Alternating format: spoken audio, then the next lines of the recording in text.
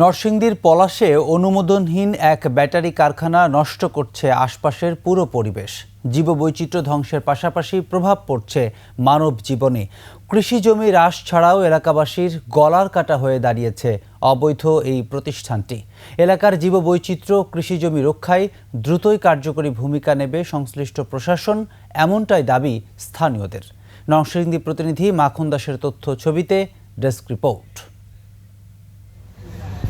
চীনা মালিকানাধীন জিন ওয়ান স্টোরেজ লিমিটেড নামের এই কারখানাটির কলকারখানা, পরিবেশ অধিদপ্তর, ফায়ার সার্ভিস সহ কোনো ধরনেরই অনুমোদন নেই। অথচ দিনরাত 24 ঘন্টা ক্ষতিকর সীসা, সালফিউরিক অ্যাসিড ব্যবহার করে লিড অ্যাসিড উৎপাদন করছে অবৈধ এই প্রতিষ্ঠানটি। 2019 সাল থেকে বিভিন্ন ব্র্যান্ডের অন্তত 8টি ব্যাটারি তৈরি করে বাজারজাত করে আসছে তারা। পতিত সরকার দলের নেতাদের সুপারিশে চলত প্রতিষ্ঠানটি। বর্তমানেও ক্ষমতা প্রত্যাশী দলের একাধিক নেতাকে উপঢৌকনের মাধ্যমেই চলে প্রশাসন manage.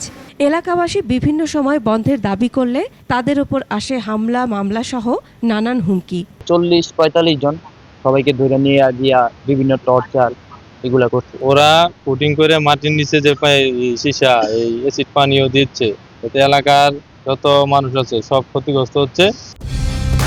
Colour expert, George sap এবং মাইল্ড অন হ্যান্ডস টেকনোলজি সমৃদ্ধ অরিক্স ক্রিস্টাল ওয়াশ আপনার লন্ড্রি এক্সপার্ট। কারখানার দায়িত্বরত ম্যানেজার স্বীকার করেন যে তাদের বৈধ কোনো কাগজপত্র নেই। আমাদের কিছু ডকুমেন্টস ল্যাকিংস আছে, সেটা ঠিক আছে, কিন্তু আমরা সেগুলো সাবমিট করেছি এবং সাবমিট করার জন্য প্রসেস আছে। উইদিন শর্ট টাইমে আমরা এগুলো পেয়ে যাব। পরিবেশ অধিদপ্তর জানায় কারখানাটি স্পষ্টত সেখানকার পরিবেশ ধ্বংস করে আসছে। সেটি বৈধ করতে আবেদন করলে কোনো ক্রমেই ওই অঞ্চলে অনুমোদন দেওয়া সম্ভব নয়।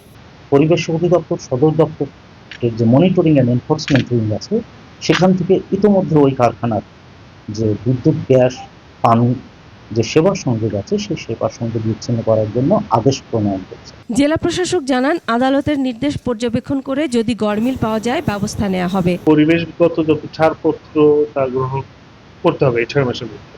অন্যথায় সেটা যদি করতে ব্যর্থ হয় তাহলে এটা বন্ধ বা এইভাবে কার্যক্রম চালাতে পারবে না বললে সেটা ডিক্লারেশন আসবে। এলাকাবাসী বলছে কারখানার প্রভাবে প্রায় 3000 একর জমিতে চাষাবাদ ব্যাহত হচ্ছে।